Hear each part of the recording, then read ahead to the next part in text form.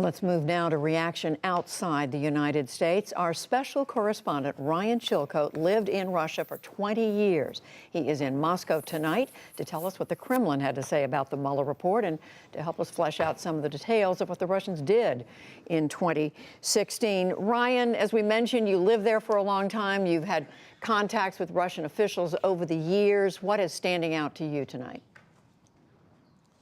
What stands out to me, Judy, is the extraordinary lengths and unconventional approaches that the Kremlin took to establish off-the-radar direct communications with the Trump administration in the lead-up, during the campaign, in the lead-up to the inauguration, and after. For example, Mueller lays out how the head of Russia's sovereign wealth fund, a banker, reached out to one of Jared Kushner's friends, a banker, to work on what is effectively a Russian-American peace plan, a way of reconciling differences between the two countries, acting as an intermediary for the Russian president.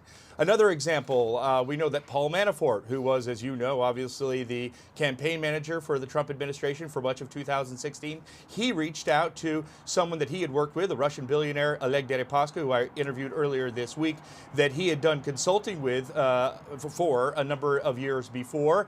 And he offered him information about the campaign polling data, at least according to Mueller, in the lead up and after the actual election, to settle a debt, to settle a legal dispute that he had with Oleg Deripaska. Now, when I interviewed Deripaska, he said that the last communication he or any of his representatives had with Paul Manafort was back in 2010 or 2011, but Mueller says it was in 2017, and they were discussing foreign policy. A third banker also said that he reached out and to the U.S. administration on behalf of the Russian president to establish a back channel.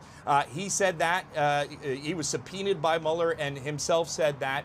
All he said because President Putin asked him, because the Putin administration, the Kremlin, was desperate to get some kind of dialogue going with.